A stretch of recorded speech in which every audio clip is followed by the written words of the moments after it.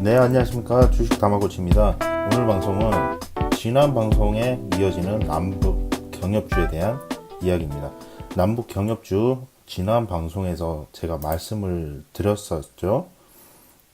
일단 장대 음봉으로 내려 꽂은 상태에서는 여기를 재차 돌파해내기가 쉽지 않다. 왜냐하면 장대 음봉을 꽂고 시간 외에도 하락을 한 상태였어요. 그죠? 시간 외에 하락을 하고 그리고 다시 올라오기가 상당히 힘들 것이다. 그래서 최대 2폭이다. 시간에서 하락을 했고 이날 만약에 음봉 위에서 시작하지 않는다면 음봉 종가요. 종가 기준으로 위에서 시작하지 않는다면 올라오기가 굉장히 힘들 것이다. 이렇게 말씀을 드렸었습니다. 그리고 남북경협주를 일단 단타적으로 좀 능숙하신 분들이 아니라면 절대 건들지 말라고도 말씀을 드렸어요. 왜냐하면 한번 큰 악재를 맞았기 때문에 당분간 올라오기가 상당히 힘듭니다. 힘들고 저는 일단 상황적인 면을 봤을 때 사실상 좀 경협주가 끝나지 않았나 이렇게 봤었거든요. 그래서 실제적으로 저는 이 이후로는 경협주를 아예 쳐다도 보지 않았습니다. 네. 그게 이제 기준인 거죠. 뭐 다른 종목 할 것도 많았는데 굳이 이런 종목을 건들 필요는 없다는 거죠. 그죠? 단타적으로 본다 해도 다른 종목으로 단타 칠 게 너무 많았어요. 제가 인스타그램을 통해서 제가 단타 치는 거는 일치를 거의 매일매일 올리고 있어요. 그죠? 네. 그걸 보시면 아시겠지만 다른 종목도 충분히 많았다. 그래서 굳이 경협주를 건들 필요는 없었다. 이렇게 말씀을 드리는데 경협주를 그럼에도 불구하고 이 구간에서 뭔가 틀어나가나 보다 하고 매수를 잡으신 분들이 많으시더라고요. 종목 상담도 인스타그램 DM을 통해서 경협주를 많이 주시더라고요. 제가 경협주 보지 말라고 말씀드렸는데도 여기서 또 매수해서 여기까지 또 물리신 분이 계세요. 그래서 오늘 방송을 준비했어요. 앞으로의 전략. 어쨌든 매수를 하신 분들이 많으신 것 같아서 구독자분들 중에서 어쨌든 제가 외면하기는 좀 힘드네요. 그래서 말씀을 드릴게요. 어디까지나 제 관점이란 거 일단 말씀을 드릴게요. 지금 차트상으로 보시면 아시겠지만 전 횡보, 그러니까 이 구간이죠. 이 구간을 거의 다 깨고 내려갔어요. 지금 중요한 이평선 120선 하나 딸랑 남은 상태고요. 주봉상으로 보시면 아시겠지만 주봉상으로도 20선을 깬 상태예요. 여기서 굉장히 중요한 구간인데 이탈이 나오는 모습을 보여주며 종가를 조금 올려주긴 했어요. 올려주긴 했지만 재차 바로 올라타야 된다. 올라타지 않으면 이거 계속 여기서 밀릴 수도 있습니다. 하루 이틀 내에 다음 주에 거래일 한 2거래일 내로 이 20선을 좀 올라타주는 그런 모습을 보여줘야 돼요. 안 그러면 밑으로 하방이 많이 열려있는 차트입니다. 주봉상으로 봤을 때 그렇고요. 일봉상으로는 이 120선을 살짝 깰 수도 있어요. 살짝 깰 수도 있는데 120선 부근에서 지지가 나와줘야 된다. 이렇게 볼 수 있습니다. 네, 지금 분봉상으로 보면 종가에 살짝 이렇게 틀어나가는 모습이 보이긴 합니다만 아직까지 뭔가 신뢰할 수 있는 움직임은 아니에요. 신뢰할 수 있는 움직임은 아니고 신뢰할 수 있는 움직임이라면 적어도 이 구간 위까지는 좀 올라와줘야 주가가 올라와줘야 그래도 단기적으로는 좀 바닥이 견고하게 잡혔겠다 이렇게 볼 수 있는 거죠. 그러니까 아직까지는 안심하기 이릅니다. 언제든지 손절할 준비를 좀 하셔야 될 것 같고요. 다행인 것은 외국인들이 이렇게 며칠 내내 매수한 흔적들이 보이고 있는데, 이거 종목별 투자자에서 이거 수급 현황은 참고만 하는 거예요. 참고만 하는 거고, 이 외국인이라 해서 100% 외국인일 거라고 생각은 하지 않으셔도 됩니다. 외국인일 수도 있고 아닐 수도 있는 거예요. 이거는 계좌 루트를 통해서 잡히는 현황이니까요. 그러니까 100% 신뢰할 수는 없지만 그래도 그나마 조금 다행인 모습이다. 그리고 기간도 연일 매수하다가 조금 최근에 매수한 물량보다 조금 매도가 나왔는데 앞전에서부터 얼마나 많은 물량을 가지고 있는지는 아무도 모릅니다. 아무도 모르고 다행인 것은 최근에 봤을 때 최근에 외국인과 기관의 매도세는 조금 약해진 모습이다. 예. 그렇기 때문에 일단은 지난번처럼 이렇게 강한 음봉이 꽂히진 않았어요. 그리고 시간에도 남북 경협주가 대부분 하한가 근방까지도 밀려버렸었죠. 그런 상황은 발생되지 않았다. 아나티 같은 경우는 시간에 0.28인데 거의 뭐 그냥 보합이라고 보시면 될 것 같고요. 다행인 것은 시간에 크게 밀리지 않았다. 그 말인즉슨 어차피 물론 이번에 북한이 미국과 더 이상 협상을 진행하지 않을 수도 있다. 언론 플레이를 하면서 이렇게 매도세가 좀 나왔는데 분봉상으로도 보시면 아시겠지만 전 지지권을 깨는 이렇게 움직임이 나와서 조금 공포스러운 구간이 나왔을 뿐이에요. 아직까지는 이 이후로 움직임이 어떻게 될지 모릅니다. 살짝 밀리긴 했지만 살짝은 아니죠. 근 10% 종가상으로 10% 정도 밀렸으니까 살짝은 아니지만 대북주가 기존에 맞는 충격에 비하면 그나마 조금 나은 모습이다.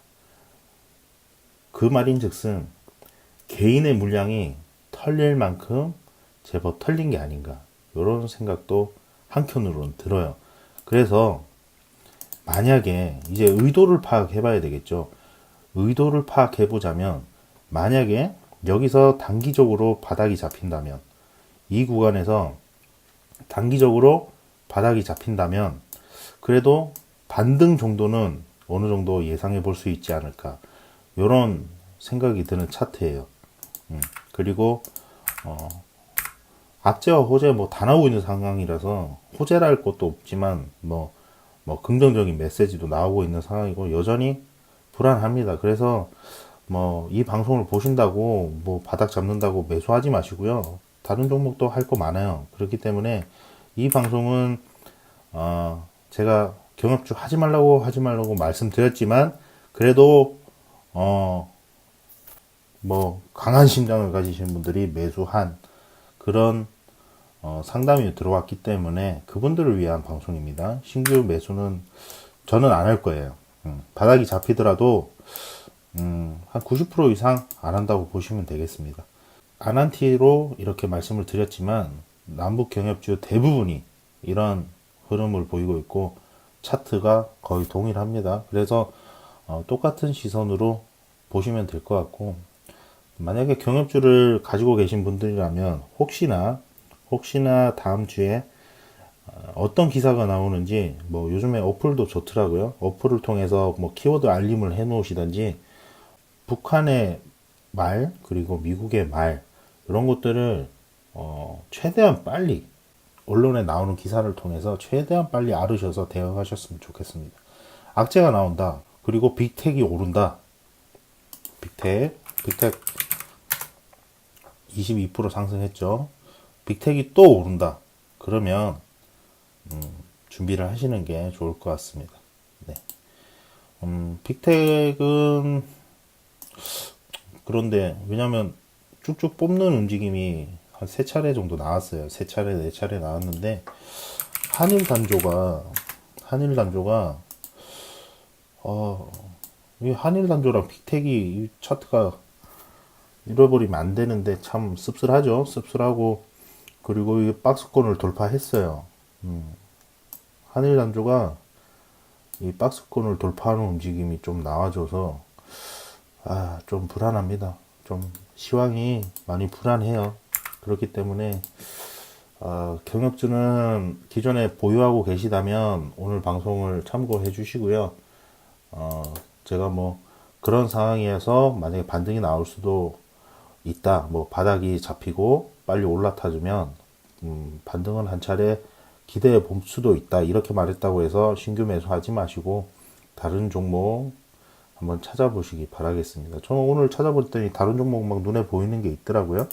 그래서 그럴 계획이고요. 그리고 아난티로 설명드렸는데 이 DK락이 그래도 흐름이 좋죠. 경협주 기존의 경협주에 해당됐던 종목 중에서 DK락이 좋은 흐름을 보이고 있는데 이게 러시아 관련된 것 때문에 그래요. 러시아에 뭐 이런 얘기는 정확하게 말씀 안 드리는 게 좋을 것 같습니다. 다 어차피 뉴스에 나와 있는 부분이고 그리고 괜한 기대감을 또 가지실 수도 있으니까요. 그죠? 어쨌든 DK락은 지금 관련돼서 남북 경협주에서 조금 다른 움직임을 보이고 있습니다만 단기적으로 좀 대응해 볼 만하다는 거지. 일단 DK락 같은 경우 또 이 구간을 만약에 깨는 흐름이 나온다면 많이 눌릴 수도 있어요. 많이.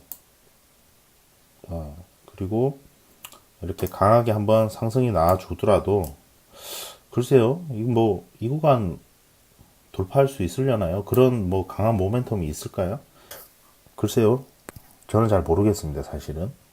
그래서 DK락도 매매하지 않을 겁니다. 다른 종목도 뭐 기존에 비하면 전고점 부근이라서 코스닥이 103 이렇게 보시면 계속 전고점이니까 조심합시다 이렇게 말씀드렸잖아요. 전고점에서는 항상 조심을 해야 돼요. 조심을 해야 되고 제가 보는 박스권은 한 요 정도 선 됩니다. 요렇게 되는데 지금 한 중간치 정도가 이렇게 되니까 금요일 장에서 나왔던 이런 아랫꼬리 이런 것은 굉장히 좋은 의미가 아닌가 이렇게 생각이 드는데요. 중요한 점은 지수가 상승할 수 있는 모멘텀이 아직 없다라는 거예요. 제약바이오 같은 경우는 좀 흐름이 나오려고 했었는데 헬콘 이제 7천억 넘는 시총을 가진 이런 종목들의 움직임을 보면 조금 어느 정도 알 수가 있겠죠. 시총이 큰 종목들이 지수 상승을 견인해 줘야 되니까요. 그죠? 그런데 한번 이렇게 갭 상승해서 빵 띄워주더니 악재 소식에 흘러내렸어요. 그런데 외국인과 기관이 매도를 쳤고 개인이 받은 모습인데 이렇게 좀 단기 바닥권까지 좀 밀렸단 말이에요. 제가 생각하는 바닥권은 한 이 정도 되는데 밀렸어요. 밀렸고 좀 이렇게 흐름을 한번 쭉 태워줬으면 다시 이제 지수 같은 경우도 정고점을 시원하게 한번 뚫어주는 움직임이 이렇게 나올 수도 있었는데 한 이 정도 구간 이렇게 한번 빵 뚫어주는 움직임이 나올 수도 있었는데 제약바이오 섹터가 이렇게 한번 크게 눌려버려 가지고 시장 분위기가 한번 조금 꺾이는 분위기죠. 꺾이는 분위기고 뭐 급락이 나올 거나 그럴 것 같지는 않습니다만 어쨌든 분위기가 한번 꺾였어요. 그래서 다음 주랑 그 다음 주 2주간 시장 상황이 매우 중요할 것 같습니다.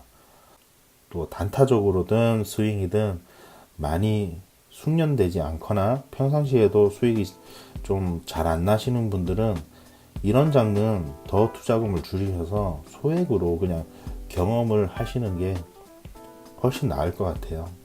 너무 이런 장에서 큰 비중으로 하시다가는 자칫 멘탈도 깨질 수도 있으니까 당분간은 좀 리스크 관리를 크게 해주셔야 되지 않나 이런 생각이 듭니다.